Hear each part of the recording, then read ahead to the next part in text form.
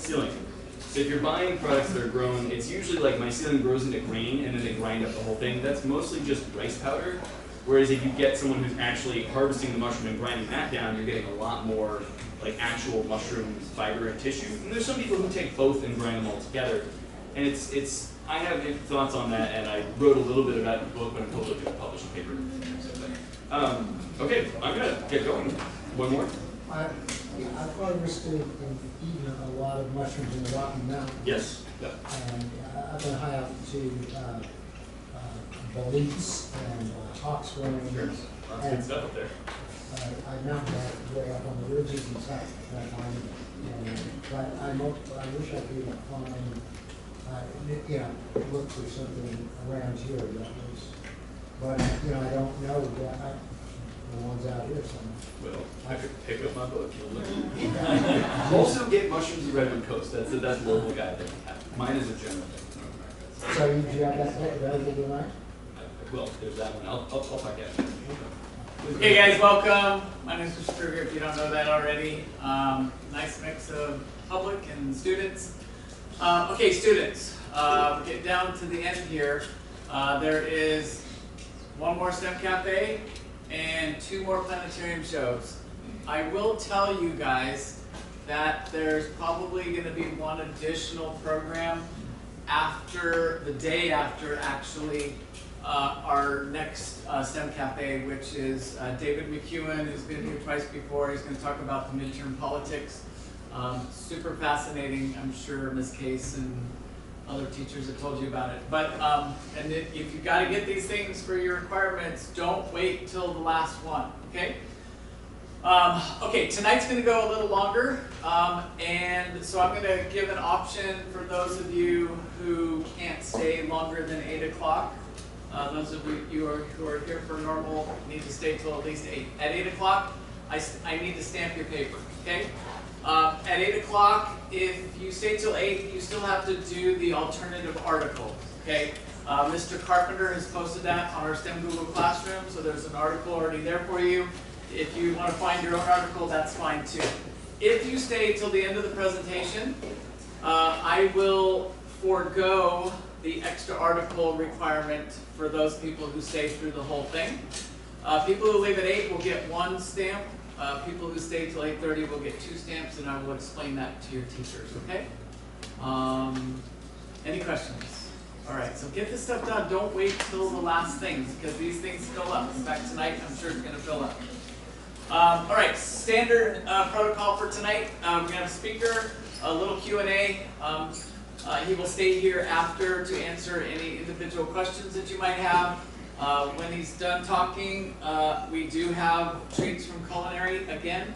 So the cafe part will be out there. We've got some water, got some decaf coffee, and you're more than welcome to do that. Given the number of people, please limit 1 treat per person. All right? And any questions? All right. Dr. Gordon Walker is an award-winning speaker, science communicator, published author. Gordon has a PhD in biochemistry from UC Davis, my alma mater too, where his research focused on microbial ecology of wine fermentation and yeast genetics. His social media channels, @Fascinated by Fungi, has amassed over 3 million cumulative followers. He uses these platforms as a tool to educate the public on mushrooms and advocate for fungal conservation and environmental sustainability.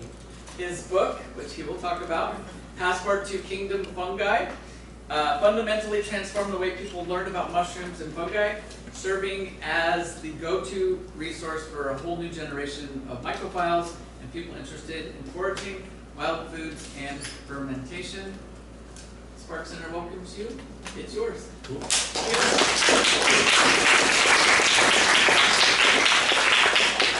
Thank you very much for having me. Like I said, my name is Gordon. Hi, and I like mushrooms. I'm going to ask you all for your consent to basically spray you with a fire hose of information over the next hour and a half. I'd love that you incentivize people to stay just a little bit longer. I'm hoping this will be a little bit different than a lot of science lectures you watch. And maybe some of you guys are actually familiar with what I do on TikTok. Anyone on TikTok? Younger folks in the room? No hands? They're all on TikTok. All right, anyone follow me on TikTok? All right. No worries. Okay, so I like certain talks with this because this is an archimbolo face. If you guys aren't familiar with archimbolo, he was like a 14th century Dutch painter who made faces out of fruit and made these really cool still life faces out of bananas and apples and grapes and stuff like that. So I'd seen a guy making archimbolo faces out of whales, cetacea. He was a marine bio student. So I reached out to him and said, hey man, I really like your style. Do you think you could do one with mushrooms? He was like, yeah, sure, but I don't know jack about mushrooms. And I was like, cool, I got you, bro. And I sat down and I sketched out a face. I had some ideas, like, I want to animate a head, Mycena eyes, little chicken woods for cheeks. And he ran with it. He's like, hey, send me a photo of yourself. So I sent him to this 3/4 view of me holding like a mushroom. And he used that to like model this. And I love it because it has been described as nightmarish. Because it's kind of freaky and weird and it makes you feel ever so slightly uncomfortable. But I think it helps to drive home how obsessed with mushrooms and fungi I am and how this was really just like a hobby for me. I was mushroom hunting for fun and doing other stuff. And this has now snowballed into being my career in my life. But I think that this is sort of a good representation of how that happened. So I started my social media years ago, and it has spun out into like an entire ecosystem of content. And like I said, there's like 3 million followers across stuff. Most of it's like 2 million on TikTok, but I got, you know, a bunch on Instagram and YouTube and Facebook and all this stuff. And if you haven't seen my content before, I'm going to play you just sort of a quick sample video. There's me holding a porcini. And then there's some slime mold pulsing, that's a time lapse. And there's a Hygnellum pecii, there's some chanterelles, there's some more slime mold, there's a jelly fungi, I think we love that. There's a cup throwing off some spores, a little bit of lichen, there's some more slime mold. Slime molds aren't fungi, but they're in here just because it's fun. There's a slug eating mushroom, banana slug, that's a parrot mushroom, there's another Hygnellum pecii. That's Chlorosiboria, there's a microhydra, there's droplets, and then ink cap and a bunch of puffballs. So that video got viewed like 40 million times on Facebook. And that's just one of like hundreds of videos I have that have like millions upon millions of views. And I sit there and I look at the demographics and I go, what the hell are people watching this like 40 million times? You know, I got videos that have been viewed like for a total of like 80 years. Like I had videos that have been viewed longer in real time by people than a lot of people have been alive. And it's sort of, it's a wild thing for me to try to understand like, why are people watching this? Why are people engaging with this? And I think it's a mixture of what I do is I call it emotionally evocative educational content. So some of it is not inherently educational. I'm like tapping mushrooms, I'm wiggling things and jiggling things, and it gets people emotionally activated, which causes them to go to the comments and write something. And then maybe if I'm lucky, they'll go to the caption and read something, which is really hard to do in this day and age.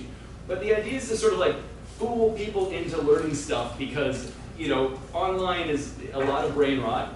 But you can use that to cause little bits of micro-learning. So that's, I very much try to embrace the idea of short-form stuff as a way of actually getting through to people. And instead of just doom scrolling, maybe you can go like learn a bunch of weird stuff about mushrooms because you feel sort of oddly scared of them, but maybe also a little like oddly attracted to them, but then you kind of want to push away. And there's this like push and pull of people going from being disgusted to being like utterly obsessed. And it's a good pipeline to go down, unlike many of the toxic things in society. So, let's talk about it. My gateway mushrooms, these are the ones that got me started. This is what got me engaged and interested.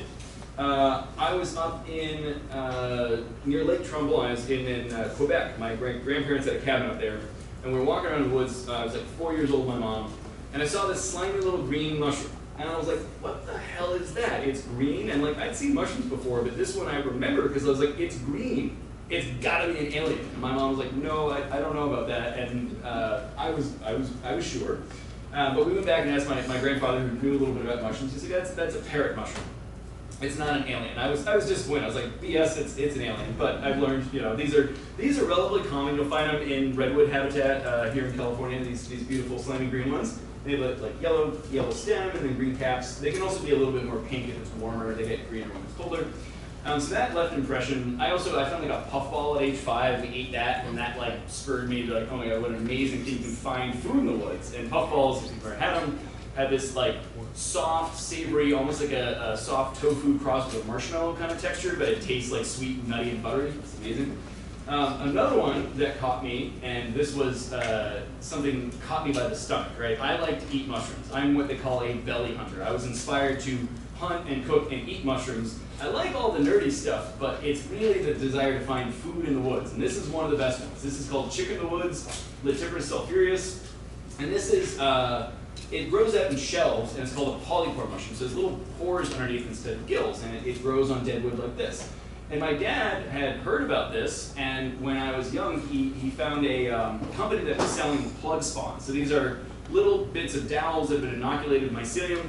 He ordered some, we drilled holes in a stump in the yard, we put the plug spawn in. I was really excited, and then I forgot about it for like 2 years because I was like 9 and I didn't have an attention span. But one fall, we got these incredible orange growths coming out with little bits of yellow on the end, and I was like, holy shit, what is this? And it was chicken wood. So my dad was like, let's wait for this to get bigger, and I was like chomping at the bit to eat this thing. So we cut some off, we fried it up in butter, changed my life. I like ate that, and it really like, it doesn't have the flavor of chicken, it still tastes like a light, acidic, woody mushroom kind of flavor, but it has the texture of chicken. So you can absolutely, if you put a little bit of like seasoning or pesto or something on it, you can fool yourself into thinking this is chicken. And it's amazing in curry or on pizza, or just like you make a cutlet out of it, used to make chicken parm, it's insanely good. I would love to see someone cultivating this and selling this instead of all like the weird meat alternatives. And like, we don't need to bioengineer our food, we can just eat more mushrooms. So I'll come back to that again. And then fast forward like 20 years, because I hit like age 11 or 12 and was like, everything I thought was cool as a kid is suddenly lame. And I forgot about mushrooms for a long time. But I was in New Zealand, circa like 2017, and I found this. And I was like, what is this thing? It's a cool looking mushroom, it's called smooth and velvety, and I didn't think it had gills. I learned now, it's just there was what's called a partial veil covering the gills. But I was so like entranced by this thing, I spent a while trying to figure out what it was. I couldn't find it. And I don't know if you guys have ever tried to Google like what a mushroom looks like. If you Google brown mushroom growing on tree, you're not going to get very far. Because trying to describe mushrooms without precise terms it's very generic, and there's a lot of things that can sort of like fool you. And so eventually I had a friend reach out to me on Instagram, and this set the stage for me using social media to learn about mushrooms. And she said, hey, I have a friend from New Zealand, they think it kind of looks like this, compare it with this thing. And it turned out to be, the Maori name is Tawaka, or Cyclocide parasitica. And it's kind of like a piapini mushroom, if anyone's ever tried one of those. And it was a delicious edible mushroom. So I found out it was edible, and it was in New Zealand, so there's like nothing else that looks like this or grows like this in New Zealand. So okay, I think I'm like pretty safe to try foraging this. And the next time I found it, I picked it, cooked it, ate some, and really loved it. But I waited. I ate a small piece, and then I waited a day, and I ate more. And I like kind of ramped up my ability to eat this mushroom because I wanted to be really sure that I wasn't going to eat something toxic or I wasn't going to have a weird adverse reaction. And by the end of the trip, I was eating this like almost every day, or every time I could find it, it was like put in like mushroom fish tacos. They were killer. The other thing I saw in New Zealand that really kind of sparked me was this little orange mushroom. It was all over the dead wood, everywhere. You'd see these little bits of orange stuff. And if you scroll way, way, way, way back on my Instagram, this was the very first photo I ever posted. And I remember I like posted and suddenly got like 250 likes. And I was like, what the hell is going on with mushrooms that people are so like turned on by mushrooms? But this was a good lesson too because it is an invasive mushroom. And it's actually from South Africa. The orange pork haunch, Fabulosa calicera is the name. And it's actually invasive in a lot of different subtropical habitats around the world, and it's spreading. And so that got me thinking too about, wow, what is invasive species, and this thing that was so pretty doesn't really belong here. It's like muscling out, crowding out other native fungi. And so that is all kind of like the part of the rich tapestry that got me really fascinated by fungi in a lifetime thing. I'm going to tell you guys quickly about like who I am, where I'm coming from. I won't harp on this too much, but I'm from Cambridge, Massachusetts, which is where MIT and Harvard are. I used to literally walk through Harvard Yard every day on my way to high school. But I went to UC Santa Cruz, got a BS in biochemistry. I did research on malaria in Howard Hughes' lab. I got really into brewing. I like beer. And also scuba and sailing. And it was my interest in brewing that actually led me to grad school. So I applied to UC Davis. I got in for biochemistry, and I ended up working with Linda Basson, who's an amazing yeast geneticist, and we studied all this stuff about sort of wine fermentations and also the interactions of yeast and bacteria and how that affected sort of wine quality. And so I got a deep steeping in wine as well, learned a lot about like technical wine production. And out of that, I was like, man, I better like work at a winery, because if I'm going to say like a PhD in wine stuff, I better have made wine before. So I ended up at Opus One Winery, which is like a very high-end cult winery kind of thing. But I was there isolating wild yeasts from their vineyards, and they're now using those in their wines to add sort of extra character to the wine. and I pioneered some new fermentation tech that allowed us to sort of like stick probes in and see hidden stuff that was happening in the fermentation. Out of that, I worked with Bay Area biotech companies for a while. I used to go into places like Bayer, but also like Impossible Foods, and then down to like the Central Valley and visit the big like tomato processing facilities and dairy facilities. So I was all over California looking at all sorts of different things.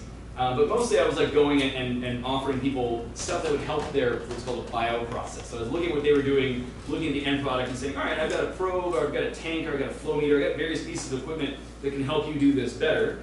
And it was really cool to like see all that stuff, although sales got really soul crushing because I had continually sent emails. So I was like, hey, I'm just like touching base and checking in. How do you feel about that quote? Do you want to buy from us? And I was like, I hate this so much. So I ended up going back to UC Davis, and I did a postdoc where I was looking at fermentation control and the chemistry of wine terroir with some of these sort of novel fermentation tech that I'd been working on at Opus. And then COVID happened, and the world shut down. And so I ended up writing a paper out of this postdoc, but it did not sort of blossom into like the career I thought it was going to be. I'm not teaching academically. And I transitioned to being a full-time author, science communicator, and kind of leaning into doing the education about fungi and mushrooms. And so you are a guy, you're listening to me here now in this new iteration of my life doing that. And so I built up the social media, and I was like, I was going to write a book in like 10, 20 years, and I said, well, why not now? Right? Let's do it now. Let's pull the trigger. So beyond mushroom hunting, I like to cook, I like to forage, I garden, I love the ocean, and I love my cat. There's my cat, Honey Badger, down there sitting up. She's happy.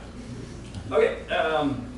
So there's lots of mushroom books. Why did I write a mushroom book? You know, there's tons of good ones. Who needs another one? And my answer was, well, I want to write one that's sort of different from other mushroom books. And one of the things I did when I was working on this book is I bought every damn mushroom book I could get my hands on.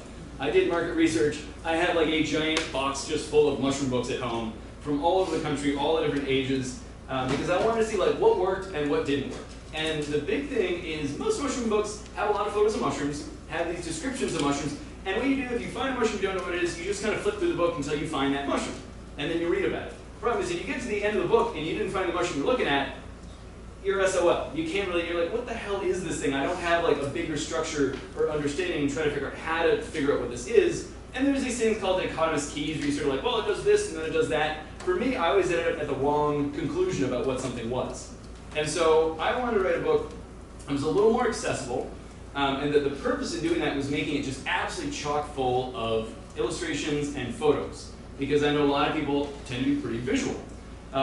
Myself included. And I wanted it to be easy to jump into, jump around, find what you wanted, have some overarching structure, and cover stuff that was not just mushrooms. Because I think fungi as a whole is deeply fascinating and has this incredible impact on our world, and we're just kind of ignorant to it. The fact that they're like hidden in the soil and they're around us all the time, you just don't know that much about it. So I'm hoping I get to kind of blow your minds here a little bit today, and hope that this is maybe the first step in your journey of learning about fungi.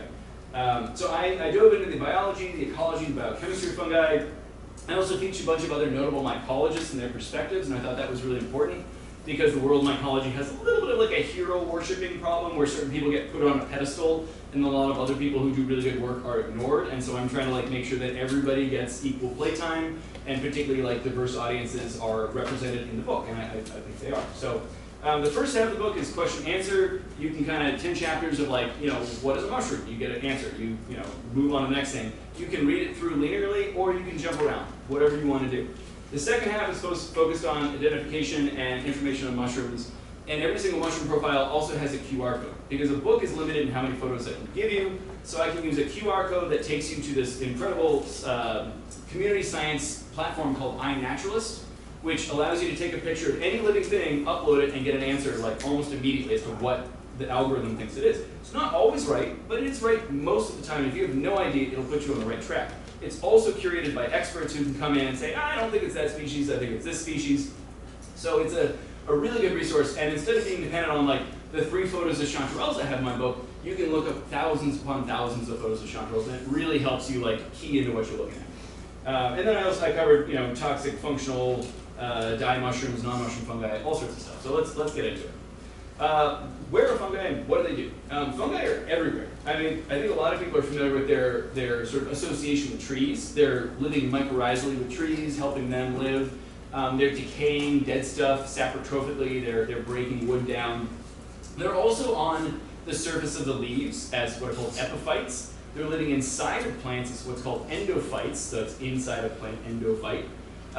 The fungi are in every water system on the planet. You don't necessarily know about this or think about this, but there's fungi in the ocean, there's fungi in streams, there's fungi in salty marshes. They're different looking fungi from the ones we normally think about, but they act as parasites of animals, and they're down to even the deep ocean at like hydrothermal vents doing stuff down there. There are fungi on us. You guys all have about 10 million yeast living on your scalp right now. And it seems kind of weird, but they're up there eating the oils that come off your skin, and generally it's a good thing, unless you get an overgrowth of that yeast, and then you get dandruff. That's what dandruff is an overgrowth of that yeast on your scalp. We also have a bunch of yeast inside of our guts that is generally helping us. We have yeast at our orifices, which can cause problems sometimes, but is generally a good thing. There's a whole bunch of fungi that live obligately in the guts of animals, specifically like ruminants and lizards and birds and stuff like that, and they help them digest the stuff. We don't have them, but they live inside of cows.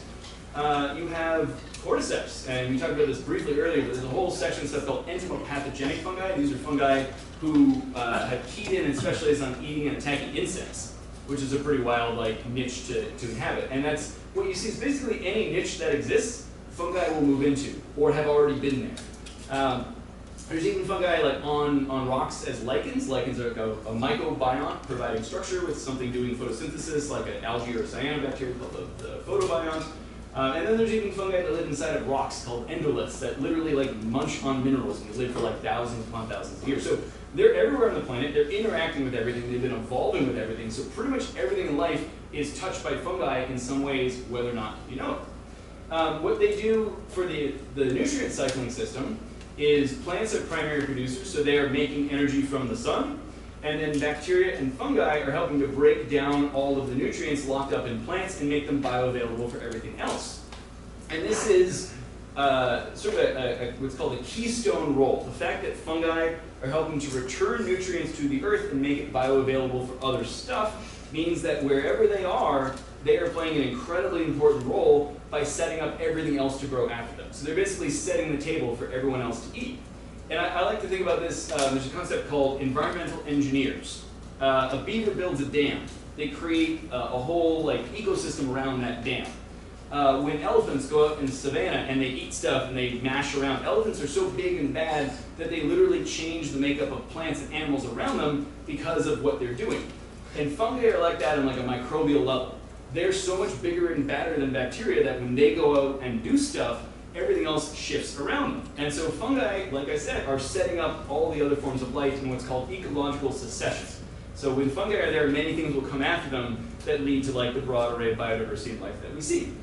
But fungi are sort of fundamental, and it's not an overstatement to say that they make life possible. Which is why sometimes I get upset if you've heard the phrase, mushrooms are going to save the world, I'm like, that's stupid. Our world is already fungi. And it's not just mushrooms, it's fungi as a whole. So let's talk about how they show up. So these are some of the forms that fungi take. The main one you guys are familiar with is a mushroom. That is a charismatic macrofungi. A lot of you guys have probably run into mold. You ever had foods in the kitchen that went bad? Probably molds. So mushrooms are filamentous, but then they form these big macrofungi, like a mushroom. Molds are filamentous, but they don't form mushrooms. It's little fuzzy black things. You're not going to see a big mushroom. There's lichens I talked about that are a photobiont with a mycobiont, so it's sort of a fungal adding structure. Yeasts are single-celled fungi that don't form networks. And then there's aquatic parasitoids. This is the stuff that tends to live in water and is parasites of things. And I'll tell you, there are things out there that switch their form. So there's some things that are both a mold and a mushroom. There's some things that are yeast and a mushroom. There's things that are a lichen and a mushroom.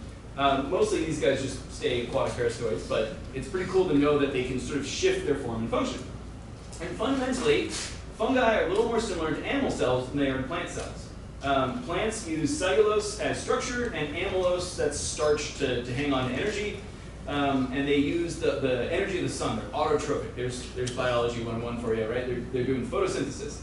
Fungi and animals are eating stuff to break it down to make energy.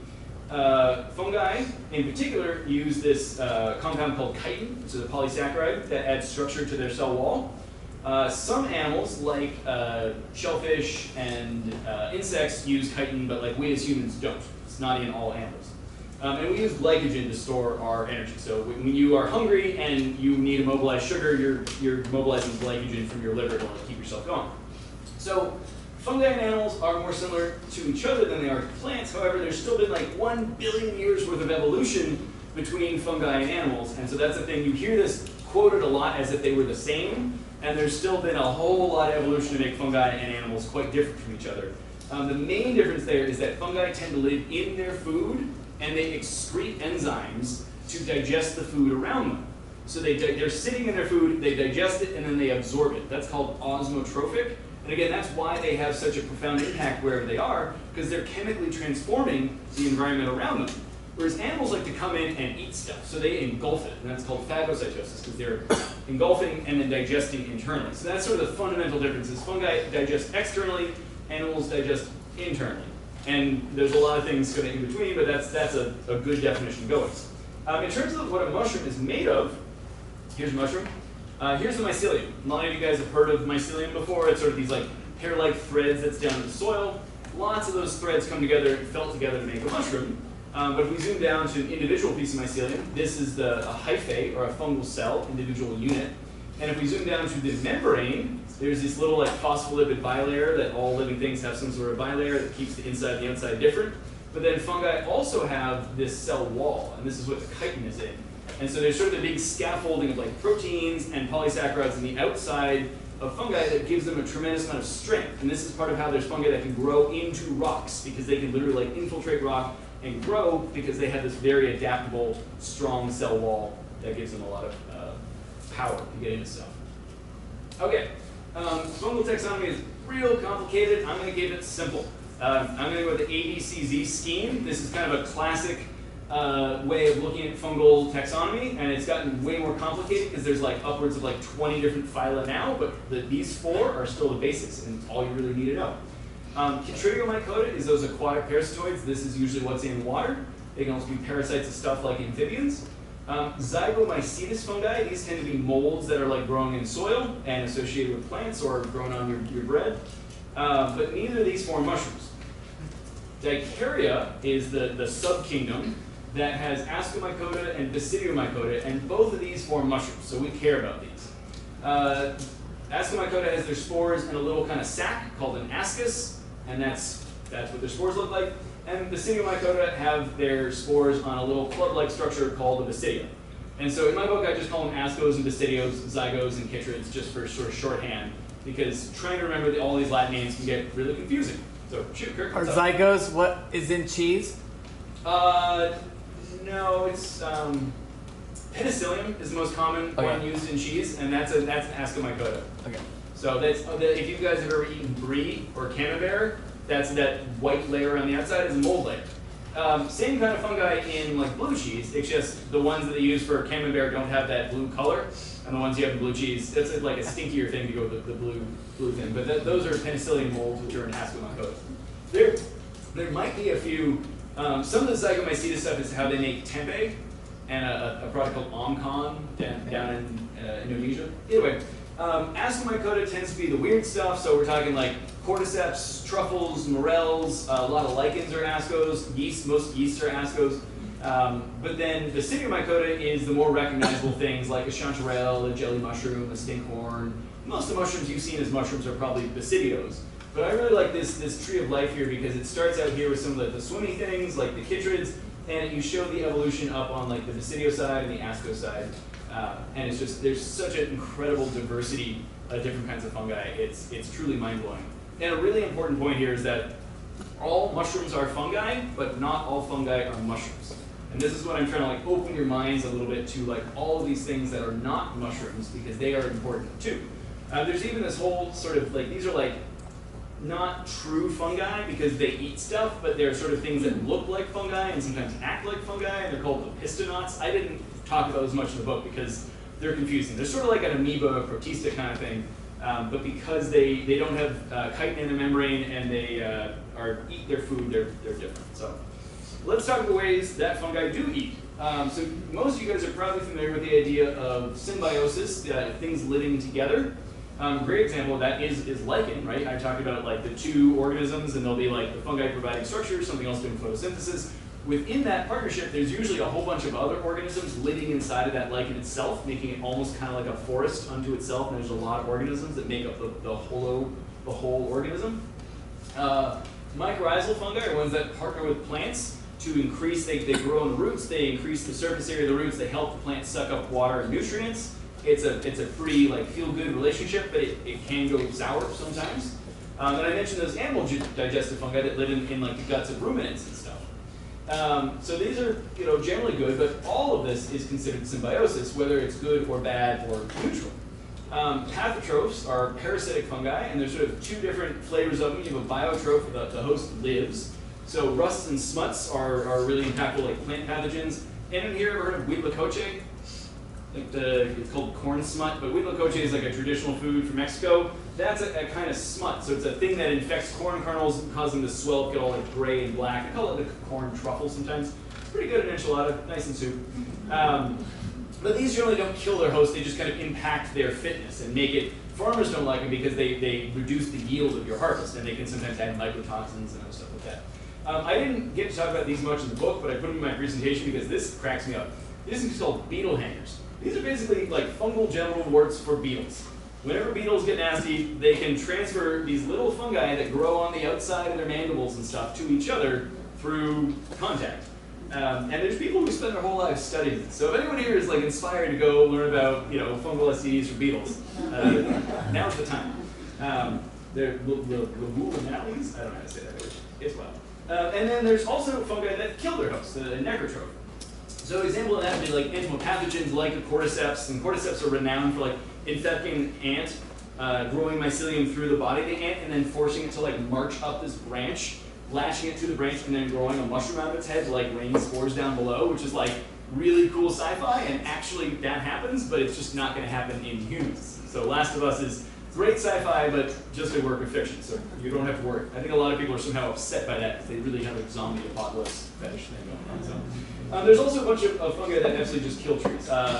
We have one here, it's not truly a fungi, it's one of those pest nuts. We have a thing here in California called sudden oak death that is just decimating our oak populations.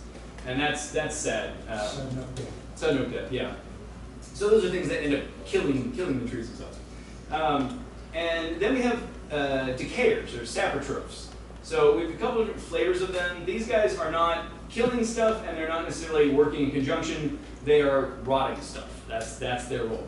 You can have white rot, which is a little more shredded white stuff. An example of this would be something like lion's mane or Ganoderma or turkey tail are all white rot fungi. And then brown rots are more common on conifers in like open, disturbed, warmer areas. And so this is like a red-belted conch or even a chicken of the woods are all brown rot polypore. Then you have things like composters. So Agaricus bisporus, the portobello, or button mushroom we grow, that's a composter. It's growing in mostly fermented like chicken dung kind of thing or composted materials. I think if you're a homeowner, you've probably heard of soft rot because this stuff just like gnashes through your timber and absolutely destroys things. So this is a big deal for people who own property. Dry rot. Yeah, dry rot, soft rot, etc. And then you have anaerobic fermentation, which is alcoholic fermentation. So fungi are also able to turn sugars into alcohol, and that's what I studied for my PhD. And so there's examples of fungi that can go between these different strategies. These are called ecological guilds. It's sort of general categories of how fungi do stuff. So I mentioned there's yeast that lives in our scalp. It's this Malassea yeast. So it can be both a good thing, it's living on our scalp, preventing bad stuff from happening, but if you get some overgrowth, then suddenly you have dandruff. It can also cause skin lightening. You guys remember what happened to Michael Jackson with the skin lightening stuff? That was caused by an overgrowth of this yeast. If anyone here has ever experienced a yeast infection, a candida infection, that again is something that is generally doing good work. It's at our orifices, protecting bad stuff from coming in. That's a little bit like the bouncer at the club. You want to have a bouncer up front that stops bad guys from coming in, but occasionally the bouncer comes inside and starts a fight, and you don't like that, but then you got to kick them out. And so this is when this candida yeast becomes problematic. It's living as a yeast, and then it goes through a transformation where it becomes filamentous and invasive. And so a lot of fungi that cause disease in the human body have the same pattern where they have a single-celled yeast form that's totally benign, and then when they become parasitic, they become filamentous and they start trying to invade your tissue, and that's when you get all red and swollen and itchy. So that's what happens. And that's mediated by sort of chemical conversations that the yeast are having with each other. There's an example of a mushroom that kills the tree, and that's called a honey mushroom. If you guys have ever seen like a big cluster of mushrooms at the base of a tree in the fall, they are probably killing that tree. Honey mushrooms or armillaria use weaponized mycelium, which is like little black tendrils called rhizomorphs, to crawl up in between the dead tissue and the living tissue of the tree, girdling the tree, so they kill it and then they eat it, which is pretty metal. So they're transitioning between a parasite to a saprotroph. And then there's stuff like xylaria. So these are things that are actually living inside of living trees, and they're kind of benign. They're not really doing that much. They're just hanging out inside of the tree. And when the tree dies, they then switch into digesting the tree. So their whole strategy is to hang out inside of a living tree until it dies, and then they're first on the scene to eat before anyone else can. So there's just some examples of how these things kind of transition across these categories. These are mycorrhizal relationships. Again, I talked about things that wrap around the root. There's two main flavors you really got to be aware of. And people talk about these things that they're the same all the time, but it really was a big step in my understanding to know that they were different. So there's stuff called arbuscular mycorrhizae, and those are the zygotes. Those are the non-mushroom forming filamentous things. They form little what's called an arbuscule. They set up shop inside of a cell, have this kind of nutrient exchange structure, and they're really good at taking up phosphorus, and they're good at stabilizing soils, and they're typically associated with like 80 to 90% of the plants on the planet. So these are extremely common, especially in like human agriculture, and like the fungi you have in your yard are probably these guys. But they don't form mushrooms, so they're sort of less interesting from the perspective of like a forager or even someone who likes to study fungi, because you never really see them. They're kind of hard to see. And they're also hard to culture and work with, so there's still sort of a black box. The ectomycorrhizal fungi form more of a sheath. They don't actually go inside the cell, they sheath the root, and these are the ones that form mushrooms. So these are only associated with like 1 to 2% of the plants on the planet, but most of them are trees. And so these are really important for helping trees grow long networks and survive like harsh conditions, and they form mushrooms. So if you're a mushroom hunter, this is mostly what you care about. But in a lot of habitats, you may be dealing with both AM and ECM fungi, because they're both there, present, working with trees and part of the environment. And there's a little bit of like a pattern that happens in terms of like AM is in like grasslands around the equator, and as you get closer to the poles, you see a lot more ectomycorrhizal stuff. And that has a lot to do with like where trees are in the world too. And I will point out this map. There's a lot of gray area on this map.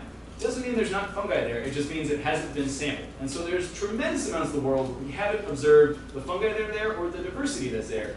And so if you have a particular favorite part of the world, you can go there and start observing fungi. And this is different from almost any other scientific discipline, because if you get into mushrooms, within 6 months, you can be contributing data to like scientific papers. And that's not really something you can do in almost any other scientific discipline. I think that's what makes mycology really cool, is it's also really accessible, because it's just outside. All you gotta do is go outside and look at stuff, take pictures of stuff, and if you really want, you can save a sample, send it to someone somewhere, and you might be part of, a publication, which is wild. Okay, so we talked about the giant tree thing in Fantastic Fungi, or the metaphor in Avatar, where there's a mother tree, and it's like sending out lots of signals and nutrients and stuff like that.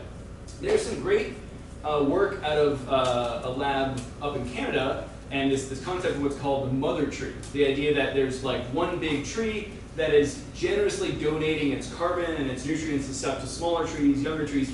That is apparently true, because they did radio labeling of, they took carbon that is radioactive, and they showed that could move through to other trees.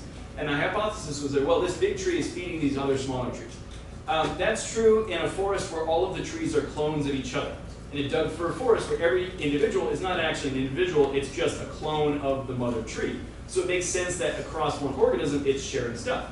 If you have a mixed forest with lots of different tree types, and there's different genetic individuals, i.e. not all the trees are clones of each other, that does not happen.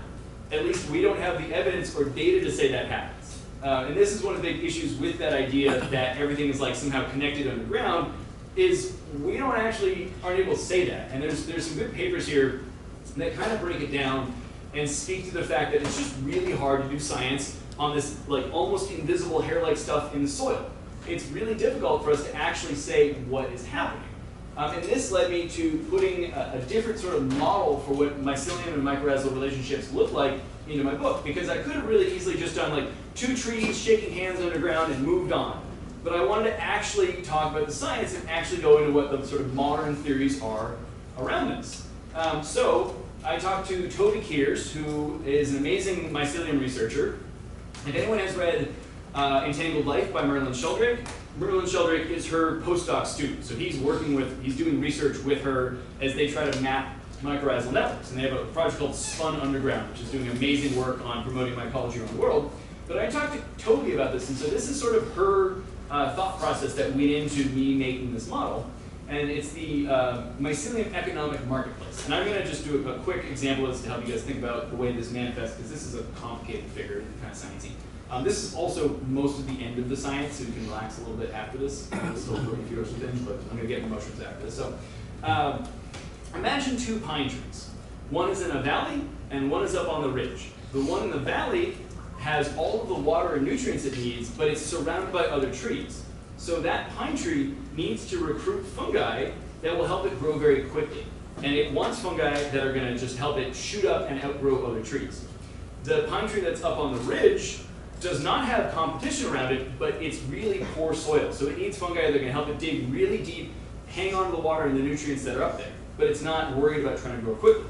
So the same tree has two different portfolios, selections of fungi, depending on its individual needs. Just like anyone in this room, if we went to a financial advisor, we get different advice based on where we are in life and our various risks, all that kind of stuff. And so the fungi are being stacked by the trees to help the tree. The fungi are also looking at the tree saying, hey bro, what are you going to offer me, right? Like, I got to get paid in this exchange, otherwise I'm not getting anything out of this. So within that, there's fungi who don't take very much carbon. Those we call low risk, low reward. And so it's kind of like a penny stock. You could carry lots of low risk, low reward fungi, but they're not necessarily going to like save you in a dire situation. And then there's fungi that are high risk, high reward. And so I love this example that low risk, low reward would be something like a milk cap or a brittle stem. There's mushrooms that are very common and they grow with almost every single tree type because they don't cost a lot, so they're cheap for trees to carry. An expensive mushroom would be the king bolete, Boletus edulis. And this is something that can take up to like 5% of the carbon from the tree. That's a lot of carbon that the tree's producing. But with this Boletus edulis, that porcini can do for you is it can go out and hunt for resources. So I read this really cool paper where they're looking at salmon die-offs in the Pacific Northwest, and they were trying to understand like the distribution of fungi and stuff in this ecosystem. And what they saw is the trees right on the stream bank got access to all the nitrogen from the salmon that were washing up and rotting away. But there was no fungi, there was no porcini right on the edge of the bank.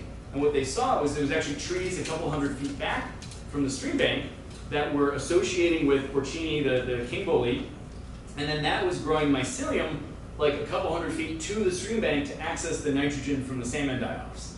And I was like, that's really cool because as like a mushroom hunter, I want to understand what is it about certain trees as to why they have a mushroom versus another tree of the same kind, you know, somewhere nearby that doesn't have that. And so you got to think about like, what are the individual portfolios that these trees are stacking as individuals, and how are fungi buying into what the tree is doing, right? So there's a buying and selling relationship here. And it's not all like, these aren't set in stone.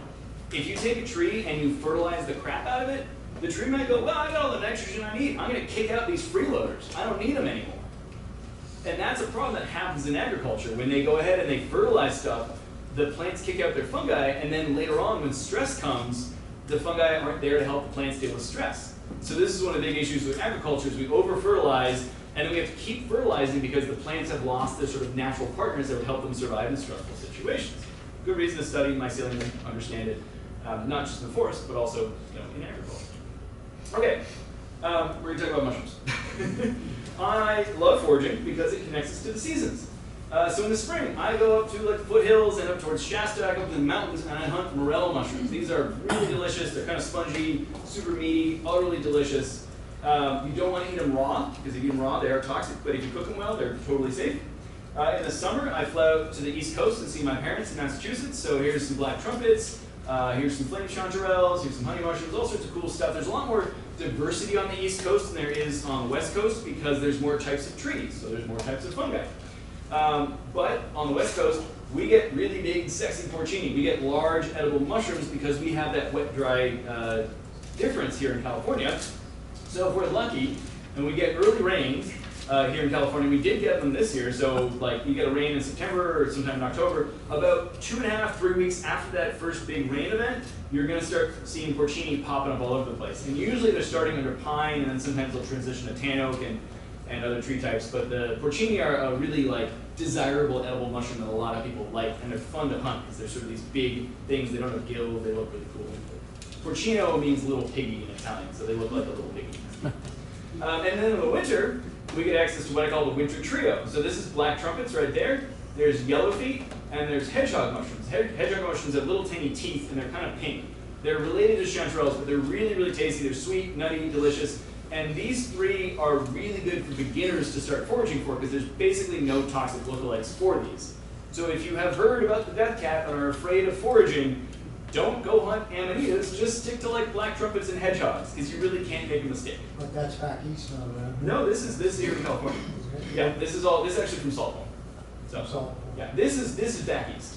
You're not gonna find this in July, but you can definitely find this in like now.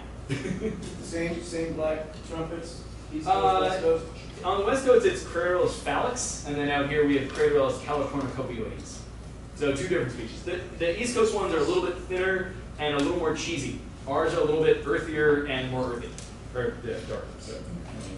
All right, I don't need to go through all the best practices, but one of the best things you can do when you're out foraging is to have some sort of best practices or guidelines that you personally are following, because it's not great to have just an extractive relationship with nature. You don't want to go out and say, well, what does that mushroom do for me? What am I getting from this spot? You want to go and say, well, I like that mushroom, but maybe what can I do to help it? What can I do to help the environment and the stuff around me? There's a role, stewardship role that foragers should be playing, because if you're getting food from the environment, you need to care about what happens to that environment too. And I think that's kind of inherent to people who go out and forage their own food, but I see a lot from the outside that people say, well, foraging isn't sustainable, and you're like, well, but we've been doing it for most of human history, and teaching people about it is a great way to help people get out, connect with, and then care about the land in a way that they wouldn't care about it if it was just like some random park they'd never been to. So I encourage everyone to develop their own set of practices. I'm going to tell you about some of mine. You don't have to do all of them, but I think that the idea of stewardship is really key to making all of this type of stuff sustainable. So one of the first things you can do is look up and follow local rules and regulations for collecting mushrooms. If you can or need to, obtain a permit or at least permission for where you're walking around. In general, when foraging, take only what you need and can reasonably use, or at least share with family and friends. Don't get greedy, leave some behind for animals that eat mushrooms, including other foragers. And sometimes you'll hear this whole sort of like, leave at least a third of the mushrooms you find, or leave the first and leave the last. There's a lot of different practices, but generally you want to leave the ones that aren't good to eat and only take the ones that are good to eat. And if you feel like your basket's full or your arm is getting like tired because you're carrying so many mushrooms, just be done for the day. You don't have to keep going. You don't have to go sell stuff. You can just enjoy the mushrooms you have, and that's fine. And if you take stuff home, be ready to process it and preserve your forage foods, because that's a big one. I've definitely like taken mushrooms home and let them go moldy in the fridge, and I'm like, man, I'm an a-hole. I could have left that in woods instead of like taking it home and letting it spoil and put it in my compost. So be ready to actually, don't just leave a big dirty bag of mushrooms in the fridge until they go bad. Come home, clean them off, and cook them and eat them and share them with people you love. That will be a much better experience than feeling the guilt out of taking something home and go live in the woods. I like to carry my mushrooms in a basket like this so the spores can still disperse. I think that's another kind of stewardship thing you can do. Learn to recognize invasive plants and then remove them, especially if they're edible. So there's a thing growing up this time of year called the tri-cornered leek, and it tastes a lot like a green onion or like a leek, and it's absolutely everywhere, and it's invasive. So in theory, as long as there's no dog peeing on it and they're not spraying pesticides on it, you can harvest these things. They have tiny little white flowers and smell and taste a lot like onions. Look up a tri-cornered leek. Don't take my quick description of it as the way to tell you what it is. But they're phenomenal edibles, and they're always out when I'm mushroom hunting. I'm like, oh my god, I can just take a bunch of free green onions while I'm out hunting mushrooms. And I'm also helping to remove invasive plants, so good things you can do. Clean your soles of your shoes between different hikes. Stay on the trails and paths, but if you do go off, at least try to avoid trampling plants and causing collateral damage. Bring a bag for trash. I think it's really important to have some ability to pick up cigarette butts or glass or plastic or trash, stuff that doesn't biodegrade. I don't really love seeing orange peels in the woods, but at least they will eventually biodegrade, but someone's cigarette packet will not. So do what you can, pick it up. leave nature cleaner than we came. And like I said, try to leave no trace, but also just treat natural spaces with reverence and respect, which is a thing that I see people not doing frequently. And so you can lead by example, and it's not just like the greatest thing to like tell people what to do, but you can lead them into like doing things the right way. Yeah. Okay, well we're getting to that. That's a myth that we're going to talk about. Okay. So here's some mushroom myths I hear pretty common, and this is the kind of thing like you guys have heard like leaves are free, let it be, and that's to keep you away from like poison ivy or poison oak. That's true, but there's definitely exceptions to those rules, and that's the same thing about all mushroom rules. Is there's an exception to every single one. You'll hear people say, well, like, avoid eating mushrooms with gills. Well, that's silly because there's lots of edible gilled mushrooms. You guys have probably all eaten a shiitake or an oyster mushroom or at least a portobello. Those are all gilled mushrooms. Don't eat white gilled mushrooms because they're deadly poisonous. Well, that's true of something like a death cap, but here's a matsutake. This is a really delicious edible mushroom with white gills, so there's an exception to that rule. Mushrooms growing in grass are safe to eat, or in a lot of places stuff that grows in grass is safe to eat, except for this thing called the vomiter, or the false parasol, Chlorophyllum molybdes, which is one of the most common mushrooms that grows in grass in the summer, and it makes people throw up a bunch. So there's an exception. Boletes that stain blue are poisonous. I'd actually argue that most boletes that stain blue are actually edible. And there's really only one mushroom, one bolete that stains blue you have to worry about, and it's called Satan's bolete. And that leads me to don't eat boletes with red pores that also stain blue, because that's really just trying to keep you safe from eating a Satan's bolete, rugoboletes. However, there's this thing called the liver bolete, or neoboletus. I guess the liver boletes are suellas, and then there's witch's boletes called neoboletus. Both of those have kind of orangey red pores and stain blue. Those are both edible when cooked. So there's exceptions to all of these rules, which is why I'm saying don't just blindly accept these rules. Try to understand and learn each mushroom individually instead of just trying to apply some sort of general logic, which always has an exception, right? If an animal is eating a mushroom that's safe for you to eat, would you let a squirrel drive your car? No. So don't let a squirrel dictate whether or not you're going to eat a mushroom. That squirrel might have a toxic mushroom, run off and die somewhere else. It doesn't mean that it's, that squirrel doesn't have a mycology degree. It's simply an animal. Also, mice and squirrels and insects and bladed slugs, they all have different tolerances. They're not human, right? We have different toxicity to us, just in the same way that like we can eat chocolate but dogs and cats can't, right? So there's different sensitivities. So don't trust an animal to tell you whether or not a mushroom is edible.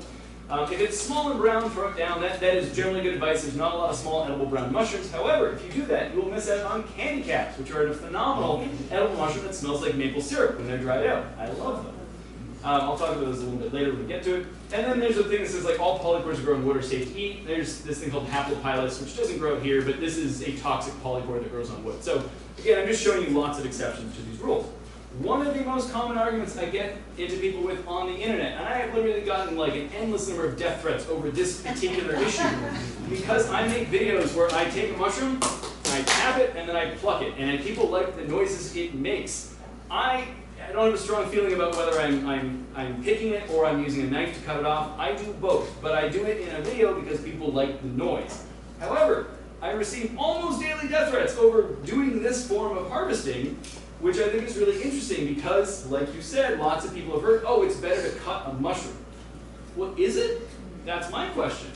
There was a 30-year study that was done where they really well established these plots of cut versus pick versus no pick. And over 30 years, it was also backed up by another like 13-year study. This is in Switzerland and Norway. But basically what you can see here in this data, there's variations from year to year, like the number of mushrooms went up or down depending on the rain in that particular year, but the differences between those treatments were never significant. So over a 30-year period, it did not matter if you cut or you picked, or, and the only thing they really saw was over that long period of time, there's slightly more mushrooms in areas where people were picking mushrooms than where they weren't picking mushrooms. But they did see that if too many people walked over the land, that would compact the soil, and that could reduce the number of mushrooms. So that to me says, well, making sure that you don't compact the soil, forest floor too much is a more important metric by which to go by than whether you're picking or you're cutting. And I also love to bring up the fact that, like, if humans were going to hunt mushrooms to extinction, we would have done it by now. Chanterelles would be gone. We hunted dodos and stellar sea cows. There's so many animals that aren't here because we hunted them to extinction. Mushrooms are still around, and they're coming back year to year depending on what the weather and the habitat is doing. But it's not a function of like people harvesting or not harvesting or the way they're harvesting. I also love to point out that I follow bears around a lot in the mountains when I'm hunting mushrooms. And bears just destroy stuff. They go in and they hack things apart and they chew it apart and they leave just a giant mess. The mushrooms are fine. That's literally what they're designed to do. It's like a fruit or a flower. It's a temporary structure that is there to reproduce and put off spores, but it's not the mycelium below. And in theory, as soon as you break that mushroom off, you've severed the connection from the mycelium. So is there nuance to this? Yes, and I talk about it in the book. There's certain things like polypores. There are some mushrooms I will preferentially use a knife with in particular situations, but a lot of times I don't think it really matters in a broad sense. So. You're saying cover up, do you fill the whole? Yeah, so that is one thing I like to do. When I pick the mushroom, I'll trim the bottom and then throw it back in the hole and kind of cover it up. In general, I think that's a good practice. That's one of the things that I espouse doing, but not everyone does that. And quite honestly, again, I've seen what bears do. Bears are not, going back and covering up their holes and just doing their stuff. So, and the mushrooms are just fine. Okay, the reason I like to hunt mushrooms is because I like to cook and eat them. That is pretty much, like I said, I'm a belly hunter. Mushrooms are good for you, and they're tasty. The biggest mistake I see people making with cooking mushrooms is following the Julia Child advice. And I love Julia Child, but her and the French were dead wrong about how to cook mushrooms. The big thing is to put lots of oil or butter in the pan and then don't crowd the pan. And that's just going to end up giving you like these kind of slimy, slippery mushrooms. Who here doesn't like eating mushrooms because they don't like the texture? Yeah, I got it. Same. So what you do instead is what's called a dry fry. You cut the mushrooms up, you put them in a pan, no oil or butter. You cook all the water out of them first. Mushrooms are a little bit like a sponge, and you got to squeeze it, get that water out. Once the mushrooms just barely start sticking to the pan, and this feels weird, trust me, you're like, it's going to burn. It's not going to burn. Mushrooms will be fine. Do it like medium-high heat. Add that little bit of salt, let the water cook out. This is really important for stuff like a chanterelle. It's less important for cultivated mushrooms that are already pretty dry, but chanterelles come in really wet. So doing that saute with no oil, they cook all the water out, then you add a little bit of like a neutral oil, like a veg oil, peanut oil, a little more salt, fry them until they start getting brown. Then at the very end, that's when you put in like a little bit of garlic, you put a knob of butter, and like pick it up and make it real nice before you plate it out. That's sort of a general way of cooking mushrooms, but beyond that, there's so many other ways to cook mushrooms that I think people aren't necessarily thinking about. And if it was a piece of meat, it wouldn't be weird that you you fried it and then you smoked it and then you put it on the grill. Like people do all sorts of stuff to meat. And if you treat mushrooms in the same way, that you marinate them and you bake them and then maybe you smoke them and then you finish them on the grill, you can get an incredible amount of flavor and textural variation into how you're treating those mushrooms. And so this is why I put this whole thing in here about all these different cooking methods, and I encourage people to start like mixing and matching different ways of cooking mushrooms to really enhance the flavor and get deeper into like what a mushroom, how delicious it can be. I also really like preserving mushrooms. So the standard way is to sort of dry them. I usually use a dehydrator. I cook and freeze a lot of my mushrooms because dehydration can make the flavor a little stronger for some mushrooms, but it ruins the texture. Whereas cooking them and then freezing them is a great way to preserve that nice meaty texture. You can also make a syrup or candy them, which is a really fun way to like turn chanterelles into candy. Because you don't normally think about mushrooms and dessert together, but they can be a fantastic pairing. I made a chanterelle and apple pie filling earlier this year that I was putting in like little hand pies and stuff like that. It was killer. People loved it. You can pickle them. You can do liquid infusions. I've done truffles and like vodka. You get the truffle vodka. Or with my candy caps, I'll stick those in a little bit of whiskey, and it adds maple character to whiskey. Yeah. How do you turn a mushroom into a syrup? I thought you like boiled sap in order to make syrup. So syrup is it's not a maple syrup kind of thing. What I do is usually I take like a cup of sugar, a cup of brown sugar, and I throw some, I use yellow feet for this. So I'll put like a pound of yellow feet, a pound of white sugar, a pound of brown sugar, and I cook it all down until all the liquid kind of reduces and it turns into like a syrup around the mushrooms. Then you can take the mushrooms out and you can partially dehydrate them, roll them in sugar, make little gummies out of them, and you can take that syrup and drizzle it over ice cream and stuff like that, and it's infused with the flavor of the mushrooms. I also usually add candy caps, which adds extra maple character to it. So cooking them down, cooking sugar down, basically is how you make syrup. Right. You can do simple syrup, 1-to-1, or a strong syrup, which is 2-to-1, sugar, whatever ratio. Okay, let's talk about fungal intelligence. And by the way, everything I'm doing here is essentially tracking through my book. This is the flow of information through the first 10 chapters in the book, and we're getting there. I'm also going way behind as I usually do. So let's speed things up. Fungi can do all sorts of cool stuff that makes them intelligent. They don't have central intelligence like we do. There's no eyes, no brain, no fingers. Instead, what they have is called network intelligence. Anyone here ever tried to get like 10 people to go out to dinner to the same place? Is it insanely difficult? Yeah. Humans are very individualistic. We do not like having network intelligence because we always want to do what we want. Mycelium is different though, because every single growing tip is essentially individual. It can go up, it can go down, it can go like left, it can go right, it can like go towards food or away from competition. And yet all of that mycelium is able to coordinate across like 10,000 individuals. It can coordinate, oh, there's food over here, we're all going this way. And you can see mycelium do this. It'll draw stuff up and grow in one direction when it knows that there's good things over there. It can even remember which direction it was growing. If that mycelium gets interrupted, it can keep growing back in the same direction because it knows where it was going. So they can also sense environmental cues, they can communicate across long distances, they can learn, adapt, anticipate, they can do animal manipulation like I talked about the cordyceps.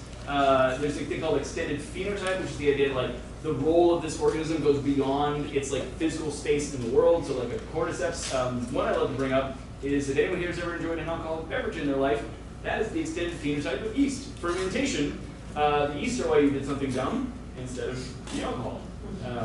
Not true, but there you go.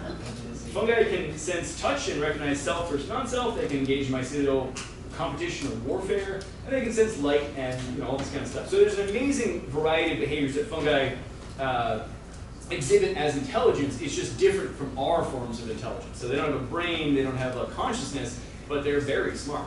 I think that's kind of cool. We talked a little bit about fungi in the human body. So here's this little thing of like the yeast, and then when they become filamentous, that's when they get problematic, or granulomorphic yeast. There's fungi all over us, and for the most part, it doesn't impact us unless your immune system like crashes out super hard.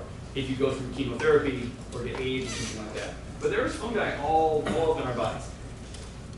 So those are the ways that fungi can hurt us, but they can help us too. So I think one of the best uses is as food. Because mushrooms are incredibly efficient when it comes to the amount of land they use, the amount of power they use, the amount of water they use. So they use way less water per pound than almost any other form of protein.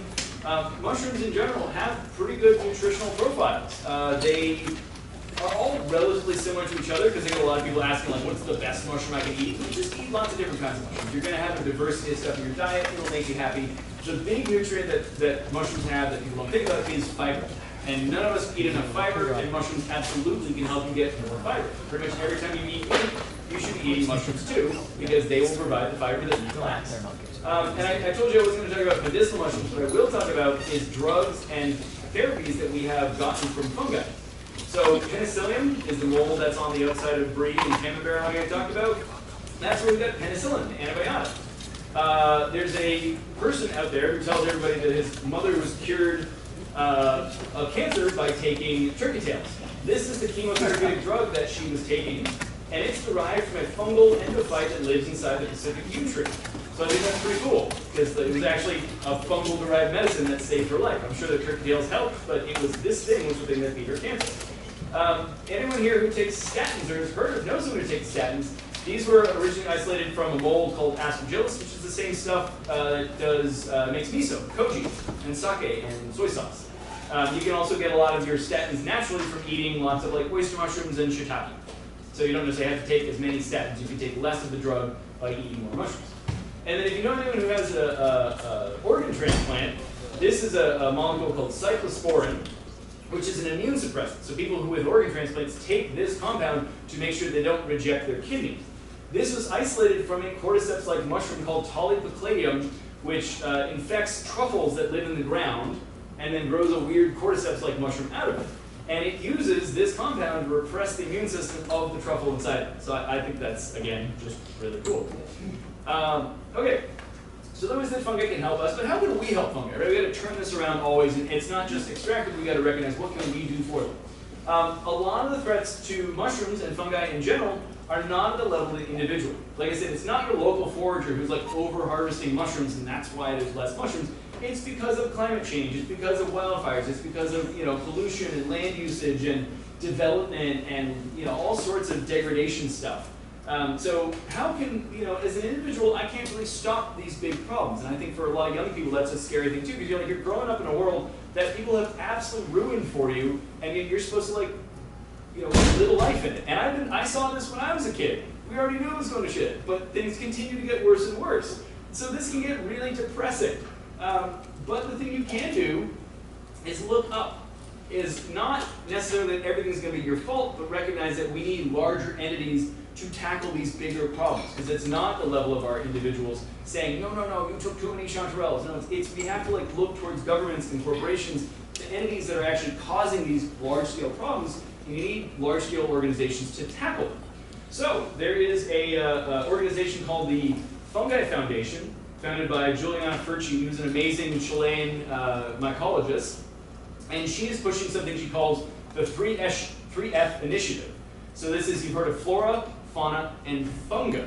So she's adding the word funga to conservation language and laws and legislation like around the world. She's going to governments asking them to adopt this term such that if you're going to do an environmental survey, like, hey, we're gonna mow down this forest, put it in a parking lot, so well, you got to go look at the birds and the plants and the mushrooms. And if you say, hey, well, you know, that forest is where the state mushroom, the golden chanterelle grows, maybe don't mow it down and put it in a parking lot, right? It's a way that we can fight back a little bit and say, hey, by using the word funga and by promoting conservation at the highest levels, we can try to protect some of the areas, and it's extra difficult in this day and time, but that's the idea. I'm going to skip bioradiation.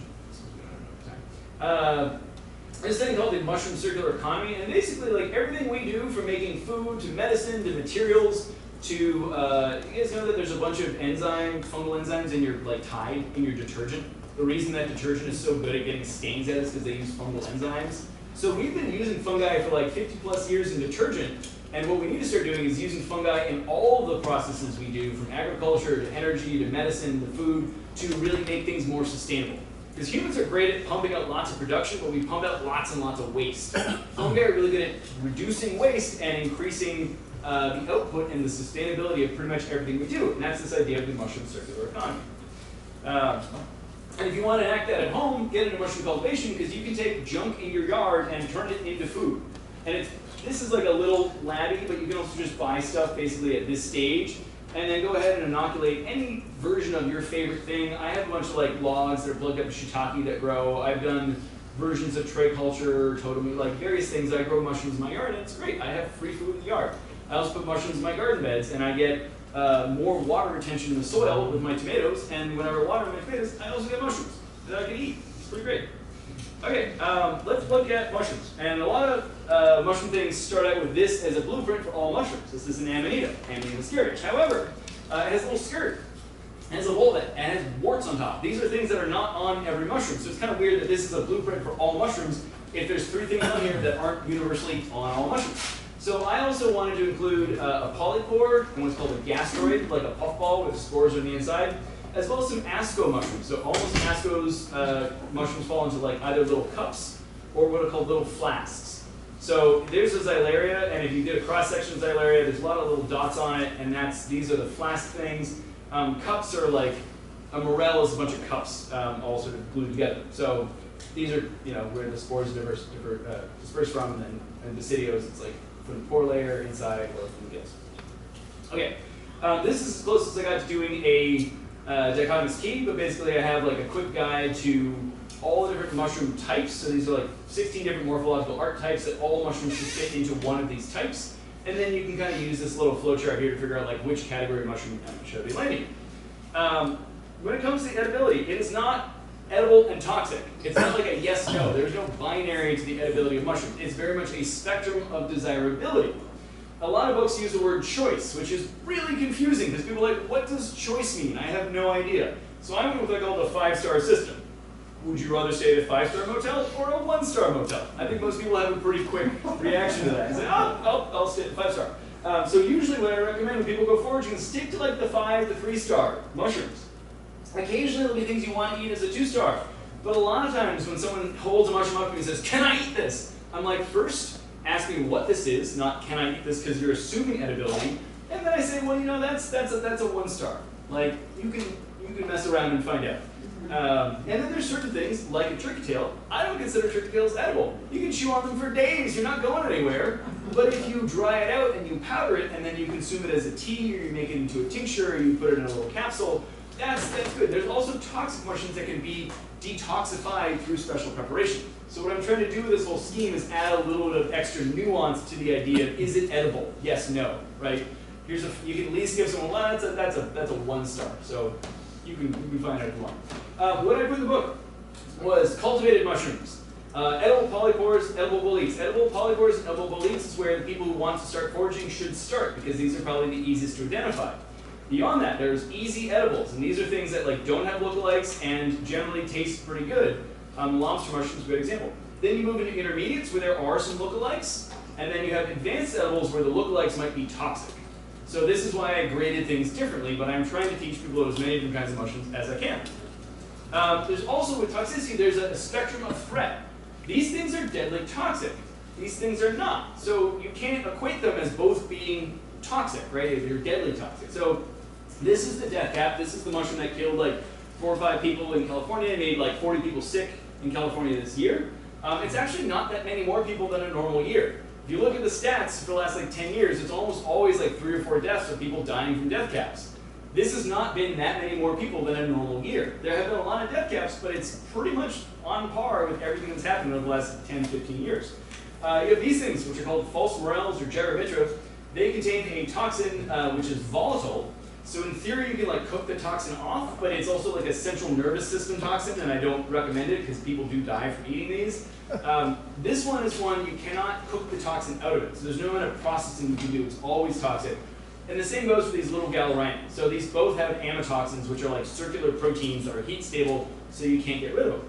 But then there's stuff that's dangerous. So these are deadly. These are dangerous. This is a jack-o'-lantern mushroom. This is one that people confuse for chanterelles. It stains your hand orange. It smells weird. Ours is like honestly kind of green too. It's easier to like, you're not really going to think it's a chanterelle if you see them side by side. But the descriptions sound similar, which is why I'm always emphasizing people like look at photos, look at lots and lots of photos. This is a cool mushroom though because you can dye fabrics with it. You can make a cool diversity of like yellow and green and purple out of it.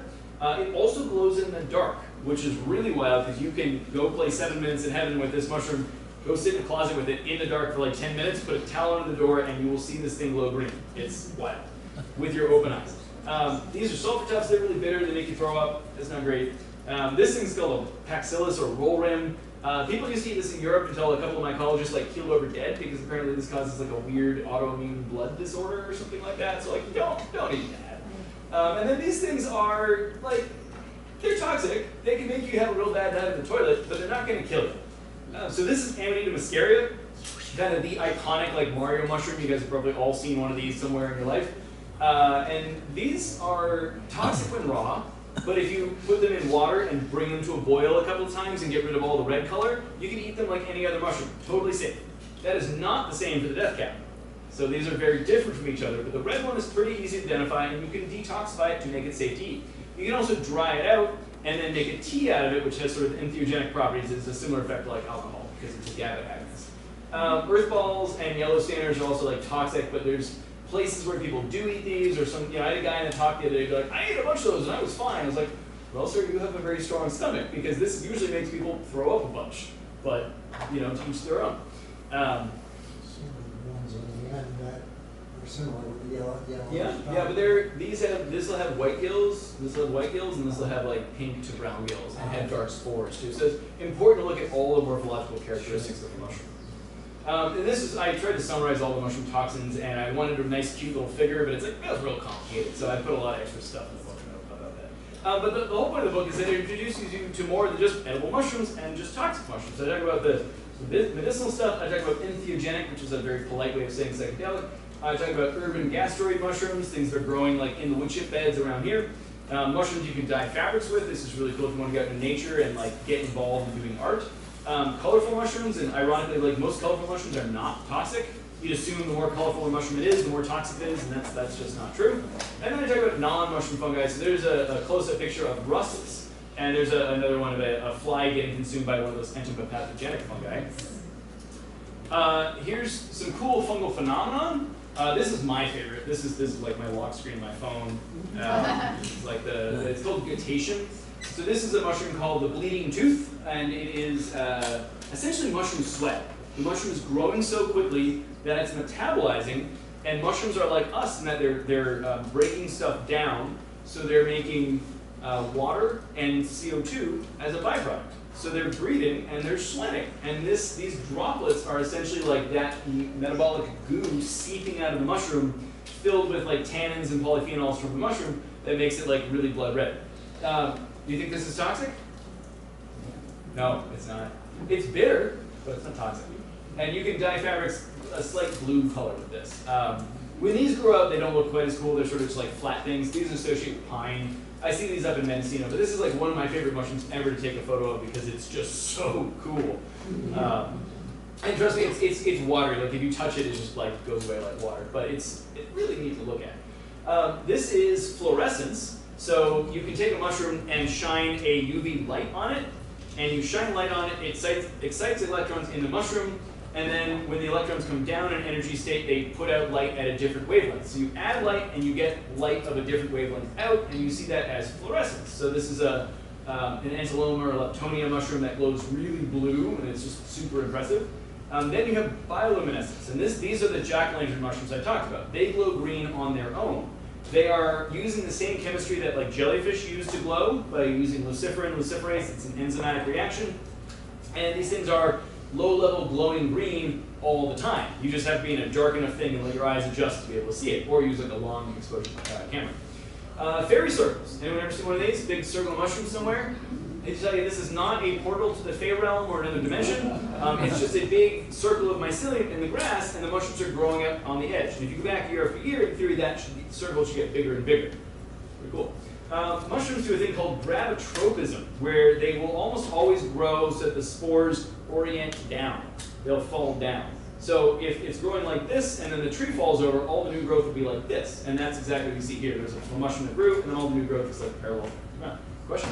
Why does the mycelium grow in a circle? It's radiating out in all directions, looking for food, somewhat equally.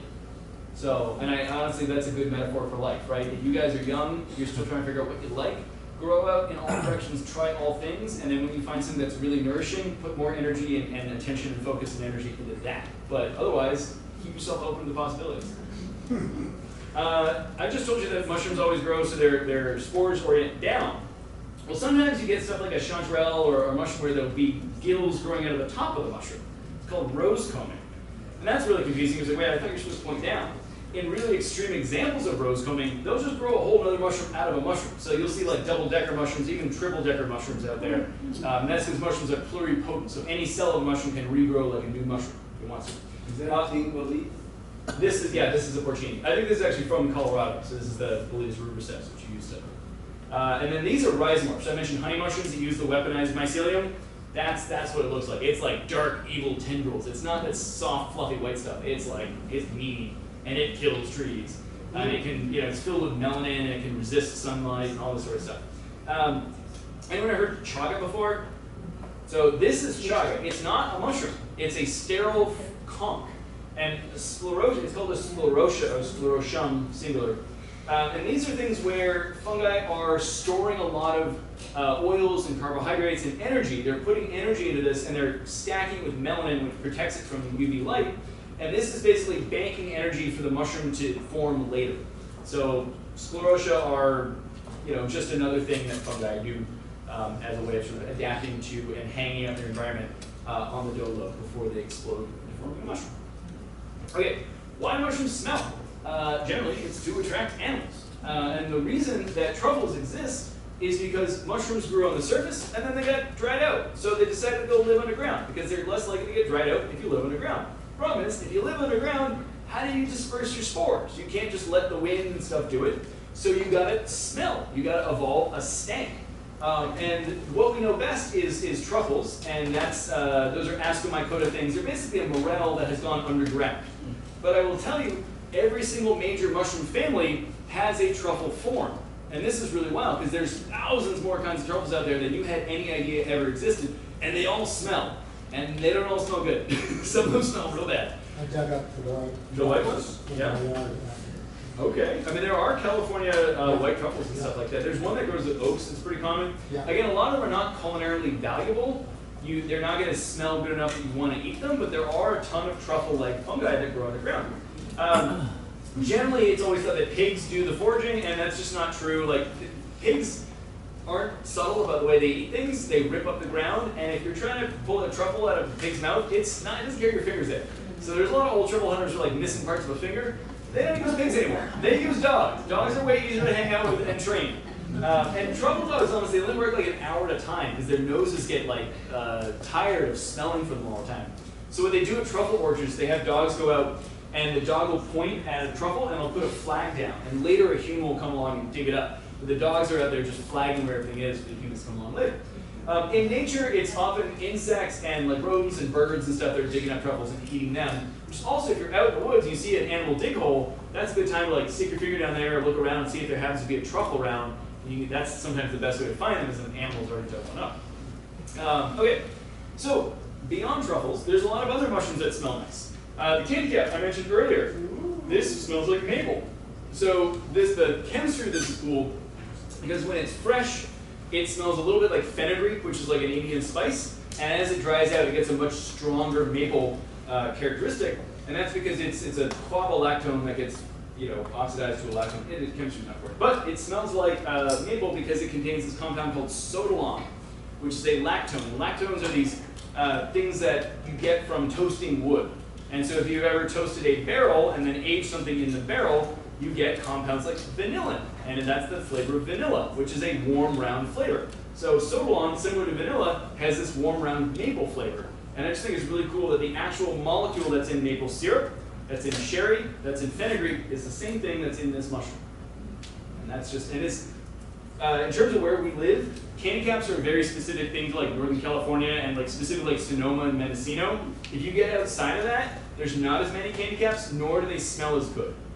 So this is a really cool special mushroom for our area, and I love using it in food, and just I have it in my car. People usually tell me that like everything I own smells like candy caps. I'm like, hey, that's okay. It's better than kitty litter. This is a great one to hunt for in sort of August, September, especially in like redwood habitat or even like wood chip beds. It's called the Prince, and it smells like almonds. So it smells like marzipan. It contains benzaldehyde, the same exact compound that's in almond extract. And then there's matsutakes, and these have this sort of like cinnamon, seafood, chemical, floral aroma kind of thing going on. Those are pretty tasty. They're really revered in a lot of like Asian food, but Americans haven't fully keyed into how to cook them yet. So Prince, 1, 2, 3, 4, 5, which way would you rate it?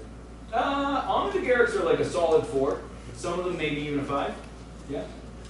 Again, a lot of those ratings are subjective in my book, and I say that because I rated porcini and chanterelles as a 4-star, and I'm like, come fight me. You know. Blewit, this one very specifically smells like frozen orange juice concentrate, and maybe even like that's been like freezer burned. So if you ever had orange juice in the cafeteria, that's kind of what this mushroom smells like. You could also say it smells like violets or lilacs, but whatever. Cedar wax cap smells really like terpenic and cedary. It's really beautiful smelling. This one smells a little bit like anise or fennel. Oyster mushrooms kind of smell similar.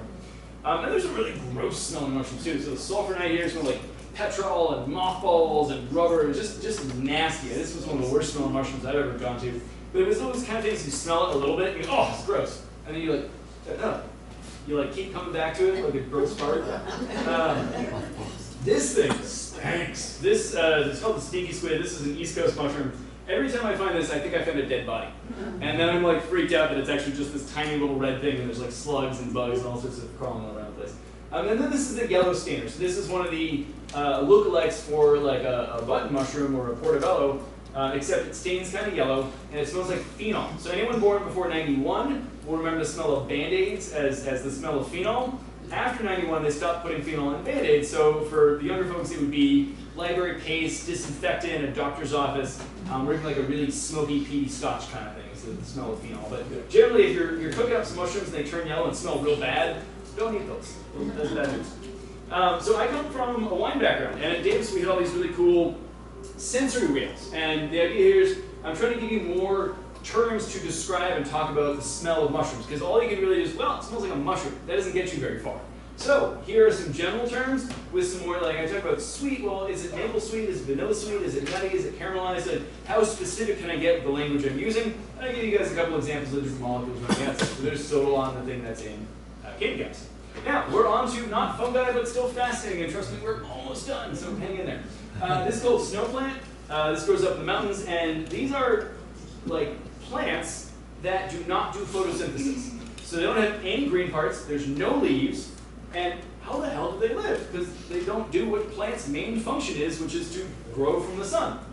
So these plants tap into mycelium, and they're actually like parasitizing the energy that the fungi are sending around to grow plants. And a lot of them have a little root-like thing that kind of looks like a piece of ginger, and then once a year they put up these amazing flowers that are just such a cool like, variety of colors and shapes and stuff like that. I absolutely love finding these. They're also a great habitat indicator for where mushrooms are.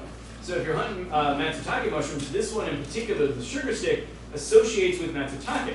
So you'll see this fruiting or like blooming in like March and April, but you won't see, matsutake won't be there. But if you go back in like October, November, December, you can see matsutake where you saw this flower. So it's a great indicator where those things are. Also, all orchids are microheterotrophic to start their life. Orchids have these tiny seeds with nothing in them, and they actually hijack a specific type of fungi called orchid mycorrhizal fungi to help the seeds germinate and form a plant. Some orchids remain microheterotrophic, like these coral roots. You'll see these out this time of year on the coast. And then other ones grow green leaves and start doing photosynthesis. But in theory, all orchids in nature start out by needing fungi to help them get going, which I think is kind of a cool relationship. And then finally, we have slime mold. So these are not fungi. They are fascinating. These are things that are more related like an amoeba. And they start out sort of amorphously, crawling and growing in this like living blob called plasmodium. And then they form these distinct little sporangia, and there's lots of different colors and shapes and stuff like that. And they eventually all just kind of turn brown. But this is a really fun time of year to go out and like flip some logs and look at tiny things, because these have incredible colors and shapes. And if you time lapse them, you will see them like pulsing and growing and moving, and that's called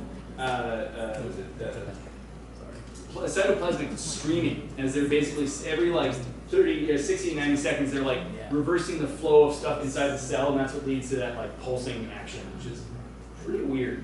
And that's honestly, if you watch Last of Us, most of the stuff in the Last of Us intro is just slime mold growing all through stuff. There's very few mushrooms actually featured in that show.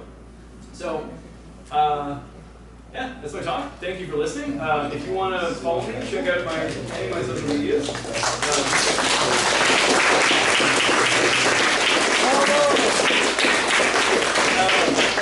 I have a podcast that's on Spotify and YouTube, and I just started. I'm not allowed to do an audio version of my book. The publisher said there's too many photos and too many illustrations. But I don't like that, because people who don't want to read a book or like listening to audiobooks don't have access to my book. So I just started reading my book on YouTube, and it's also on my Spotify and Patreon. Basically, if you look up Passport for Kingdom Fungi on any of these streaming services, you'll find me reading the book to you and adding extra commentary.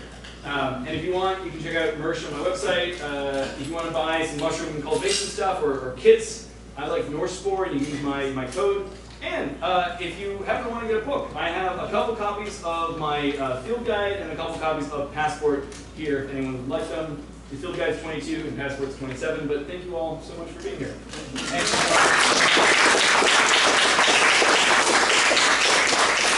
If you have individual questions, he's going to hang out just for a little bit. For the rest of you, we do have treats and decaf coffee and some water out there. If you're so inclined, students, make sure you get my double, what did I do with it? My double stamp. And thank you guys for coming. I appreciate you. And Gordon, thanks again.